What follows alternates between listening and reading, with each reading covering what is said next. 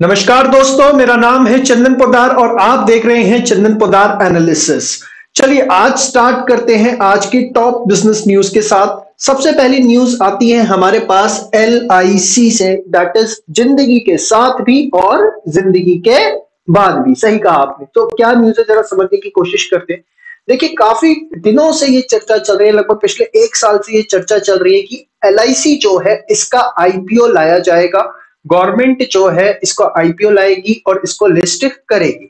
अब इसमें बहुत सारी जो चेंजेस जो है वक्त के साथ हम देख रहे हैं, गवर्नमेंट किस तरीके से उसको लाएगी और इसी में एक नई न्यूज जो है हमारे सामने निकल के आई है। सबसे पहले इसका जो IPO है वो एक्सपेक्टेड है कि वो मार्च के अंदर इस साल आएगा। मार्च 2022 के अंदर उसका IPO एक्सपेक्टेड है कि वो आएगा।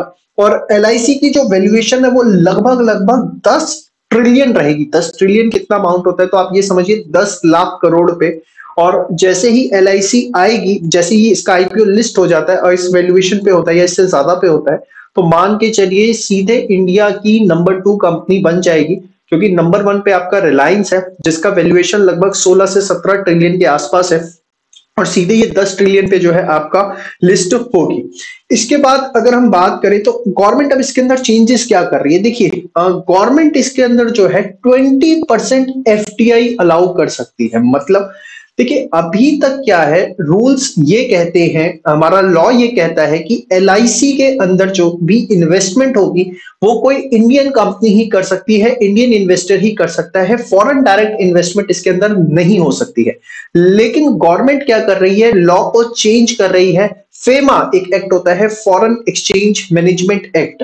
तो गवर्नमेंट जो है फेमा को चेंज कर रही है और फेमा को चेंज करके ये लॉ ला रही है कि 20% तक इन्वेस्टमेंट जो है LIC के अंदर किसकी द्वारा हो सकती है, विदेशी इन्वेस्टर्स के द्वारा हो सकती है। ऑब्वियसली इसका अच्छा खासा प्रोटेस्ट होने वाला है, पर देखते हैं क्या होता है आने वाले टाइम में। तो मैंने जैसा कि आपको बताया, गवर्नमेंट जो है इसके लिए फेमा के अंदर, जो कि फेमा क्या है, मैं अगर आपको सरल अक्षरों के अंदर समझाने की कोशिश करूं तो जो भी फॉरेन एक्सचेंज की ट्रांजैक्शंस होती हैं तो उसको बेसिकली रेगुलेट करने के लिए कि किस लिमिट तक कहां पर इन्वेस्टमेंट किया जा सकता है, उसके लिए हमारे पास एक्ट होता है फॉरेन एक्सचेंज मैनेजमेंट एक्ट। अब प्रेजेंटली जो है फेमा के जो प्रोविजंस है वो कहते हैं कि जितनी भी इन्वेस्टमेंट है वो कंपनीज में तो की जा सकती है लेकिन कॉरपोरेशंस में नहीं की जा सकती। अब कंपनीज और कॉरपोरेशंस में क्या डिफरेंस होता है तो मैं बड़े सरल तरीके से आपको समझाने की कोशिश करता हूं। कॉरपोरेशन आप समझिए कि जब कोई एक्ट पास करके, कानून पास करके पार्लियामेंट के द्वारा जो है कोई बॉडी क्रिएट की जाती है तो उसको हम कॉरपोरेशन बोल देते हैं। जैसे LIC जो है उसका एक अपना एक्ट है, LIC एक्ट है, जो कि देश की संसद में पास हुआ था और उसकी वजह से वो पूरी की पूरी बॉडी जो है एस्टेब्लिश हुई थी। तो उसको आप जो है कॉरपोरेशन बोल देते हैं, उसे आप कॉर्पोरेट नहीं कहेंगे। प्रेजेंटली फेमा के रूल ये कहते हैं कि कॉरपोरेशन के अंदर FDI अलाउ नहीं की जा सकती। जो कंपनीज होती हैं जैसे रिलायंस, टाटा ग्रुप की कंपनीज हो गई तो वहां FDI अलाउ की जा सकती है, बट जो कॉरपोरेशन है वहां पर किसी भी तरीके से FDI अलाउ नहीं की जा सकती। बट अब रूल्स गवर्नमेंट चेंज करेगी और 20% FDI जो है यहां पर लेकर आने वाली है। तो ये थी LIC से रिलेटेड न्यूज। देखिए क्या ये सही है, क्या ये गलत है, मेरे हिसाब से थोड़ा सा इसका प्रोटेस्ट होगा। FDI को इनिशियली एकदम वन टाइम में अलाउ नहीं कर देना चाहिए। पब्लिक सेंटीमेंट्स बहुत जुड़े हुए हैं, उसके साथ पब्लिक का भरोसा बहुत जुड़ा हुआ है। सीधे FDI अलाउ कर देने से कहीं ना कहीं वो सेंटीमेंट्स भी डिस्टर्ब होंगे, क्योंकि ऑलरेडी वो डिस्टर्ब चल रहे हैं ये सोच के कि उसकी लिस्टिंग होने वाली है। तो मेरे हिसाब से कहीं ना कहीं एक बार में गवर्नमेंट का इस तरह का डिसीजन लेना थोड़ा सा एक पब्लिक सेंटीमेंट्स के अगेंस्ट जा सकता है और पॉलिटिकली ऑब्वियसली इसका अच्छा खासा जो है विरोध होने वाला है। लेकिन गवर्नमेंट को भी ये लग रहा है कि इतना बड़ा IPO लेके आ रहे हैं, कहीं फेल ना हो जाए, तो वो शायद इस वजह से जो है इसका FDI अलाउ कर रही है। अब नेक्स्ट न्यूज जो आई वो आई एप्पल से। इस न्यूज को जरा बड़े ध्यान से सुनिएगा, इससे आपको बहुत कुछ जो है सीखने को मिलने वाला है। खासकर ऐसा अगर कोई बच्चा इस समय इस न्यूज को देख रहा है जो आने वाले वक्त में बहुत बड़ा बिजनेसमैन बनना चाहता है, उसके लिए बड़ी एक अच्छा लेसन यहाँ पर इस न्यूज के अंदर छुपा हुआ है। देखिए एप्पल जो है अपना जो भी फोन्स है, टैबलेट्स है या PC वगैरह है, ये खुद मैन्युफैक्चर नहीं करता, इसको उसने आउटसोर्स कर रखा है। और ब्रॉडली 3 कंपनीज है जो इसको बनाती है और उसमें जो सबसे बड़ी कंपनी है वो है कौन सी, फॉक्सकॉन टेक्नोलॉजी। ये ताइवानीज कंपनी है और इसका मेजर प्रोडक्शन जो है वो चाइना और ताइवान के अंदर होता है। इंडिया के अंदर भी इन्होंने अपना प्लांट लगा लिया है। तो फॉक्सकॉन सबसे बड़ी कंपनी, इन्होंने अभी पीछे अपनी एक इलेक्ट्रिक कार भी जो है लॉन्च करी थी और माना जा रहा है कि इसकी इलेक्ट्रिक कार्स के थ्रू ही एप्पल मार्केट ई व्हीकल्स की कैटेगरी के अंदर अपने आप को लॉन्च करेगा। चले come to the main point. तो फॉक्सकॉन टेक्नोलॉजी जो है ये सबसे लार्जेस्ट मैन्युफैक्चरर है आईफोन्स की, और जैसा मैंने आपको बताया ये ताइवानी कंपनी है, ताइवान की कंपनी है। इंडिया में भी इसका प्लांट है तमिलनाडु के अंदर, तमिलनाडु के अंदर जो है इसका एक प्लांट है। अब यहां पर हुआ क्या, दिसंबर 15 को, बड़े ध्यान से सुनिएगा, दिसंबर 15 को लगभग 260 वर्कर्स जो हैं वो अचानक बीमार पड़ गए। किसकी वजह से? फूड पॉइजनिंग की वजह से। अब ये फूड पॉइजनिंग कहां हुई थी? ये हुई थी फॉक्सकॉन के प्लांट हॉस्टल में, मतलब जो इनका तमिलनाडु के अंदर प्लांट है, उस तमिलनाडु के प्लांट में हुआ क्या, वहां पर जब वर्कर्स को खाना दिया गया तो खाना खाने के बाद 260 वर्कर्स जो है बीमार पड़ गए फूड पॉइजनिंग की वजह से, और उसमें से 159 वर्कर्स को, जो कि मोस्टली वुमेन थी, उनको हॉस्पिटलाइज करवाने की जो है सिचुएशन आ गई।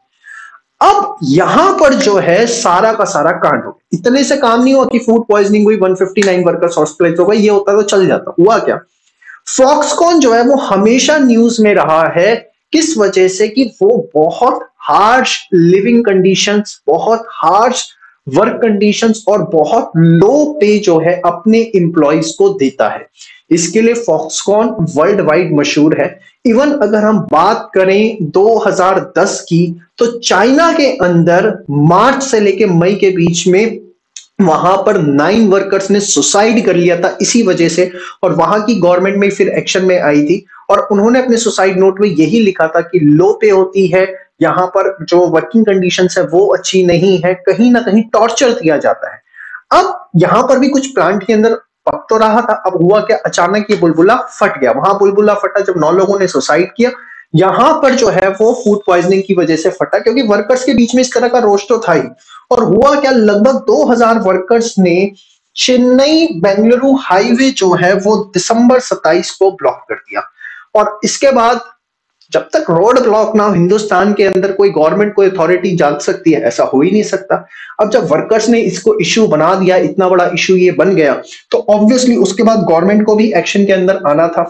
तो गवर्नमेंट एक्शन के अंदर डेफिनेटली उसके बाद आई, और लोकल अथॉरिटी ने और एप्पल के कंपनी के जो खुद के जो टॉप मैनेजमेंट के लोग हैं वो, और इंडिपेंडेंट ऑडिटर्स ने जो है वो क्या किया, स्क्रूटनी शुरू कर दी कि प्रॉब्लम कहाँ है, और पाया क्या कि बहुत ज्यादा गड़बड़ियां हैं। गड़बड़ियां क्या है जरा समझने की कोशिश करिएगा। एप्पल के जो है अपने स्टैंडर्ड्स हैं वर्कर फैसिलिटीज के लिए, कि जहां पर वर्कर्स को वो रखते हैं, मतलब वर्कर्स रहेंगे। देखिए जैसे प्रोडक्शन प्लांट क्या होते हैं, हमेशा रिमोट एरियाज में होते हैं, तो आपको अपने वर्कर्स को वहीं पर खाने पीने सोने की जगह देनी होती है। तो उसके लिए एप्पल के कुछ ग्लोबल स्टैंडर्ड्स हैं, तो बड़े अच्छे स्टैंडर्ड्स हैं, अच्छे इन द सेंस ठीक ठाक मैं कहूंगा, अच्छे तो नहीं कहूंगा। एक तो hygiene and sanitary standards food preparation area के अंदर प्रॉपर होना चाहिए। कम से कम 3 स्क्वायर मीटर जो है एक इंडिविजुअल को जगह देनी है आपने। 8 इंडिविजुअल से ज्यादा एक स्लीपिंग रूम के अंदर नहीं रहेंगे। कम से कम एक शावर और वॉशरूम होना चाहिए हर 15 लोगों पे। और ड्रिंकिंग वाटर जो है वो कम से कम 200 फीट एविलिटी, 200 फुट पे जो भी स्लीपिंग रूम है वहां से 200 फीट पे कम से कम जो है एक ड्रिंकिंग वाटर का स्पॉट होना चाहिए। मतलब उस हिसाब से यू शुड डिसाइड कि कितने आपको स्पॉट्स दे रहे हैं। तो ये एप्पल के जो है स्टैंडर्ड्स है। तो जो उन्होंने स्क्रूटनी की तो उसमें पाया कि भैया ये सब तो कुछ भी नहीं है, सही में वो हार्श कंडीशंस हैं। फिर उसके बाद सारी प्रॉब्लम्स मिली और उन सारी करेक्शंस को जो है किया गया। देखिए फॉक्सकॉन एक बहुत बड़ा ब्रांड है, एफटीआई लगी हुई है, अच्छा खासा पैसा लगा हुआ है, एप्पल का प्रेशर है, तो गवर्नमेंट वैसे यहाँ पे बहुत स्ट्रिक्ट एक्शन लेना चाहिए था। लेकिन ठीक है, अब वो प्रोडक्शन जो है शुरू की जा रही है, करेक्शंस करती गई, लॉबी होती है, पॉलिटिकल फंडिंग्स होते हैं, बहुत सारे XYZ फैक्टर्स होते हैं। एक छोटा प्लांट होता तब तक सील कर दिया जाता और 2-4 साल बाद तक नहीं की जाती खोलने की। लेकिन इतना बड़ा प्लांट है, इतने फंड्स लगे हुए हैं, इतनी इन्वेस्टमेंट्स लगी हुई है, तो सब कुछ स्ट्रीमलाइन होकर अभी तमिलनाडु के चीफ मिनिस्टर ने अनाउंस कर दिया कि 12 जनवरी से जो है इसको ओपन कर दिया जाएगा। लेकिन एप्पल का और फॉक्सकॉन के जो ऑफिशियल्स है उनका कहना है कि इनको फेजेस के अंदर जो है ओपन किया जाएगा। 12 जनवरी से ऑब्वियसली इसको स्टार्ट किया जाएगा, लेकिन फेजेस के अंदर किया जाएगा, एक बार के अंदर जो है वो पूरा का पूरा ओपन नहीं किया जाएगा। तो आप एक चीज समझिए कि एक विदेशी कंपनी हिंदुस्तान के अंदर आती है और इस तरह की एक अत्याचार में जिसको बोलूं, ईस्ट इंडिया कंपनी जैसा जो है वो हमारे वर्कर्स के ऊपर करती है। कारण सिर्फ इसका यही कि आप, मैं, या अगर हम बात करें हिंदुस्तान के बिजनेसमैन, हम उस स्केल के ऊपर बिजनेस ऑपरेट नहीं कर पा रहे कि अपनी 100% पॉपुलेशन को जो है एम्प्लॉयमेंट दे पाए।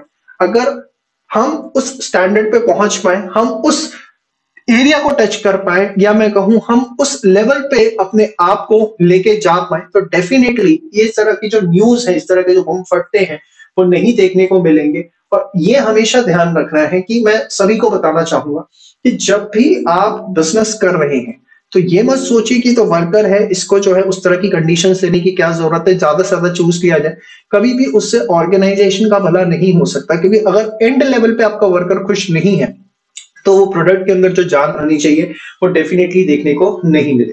तो ये थी आज की दो top business news, first of LIC and second of Apple. कैसी लगी कमेंट सेक्शन के अंदर जरूर बताइएगा।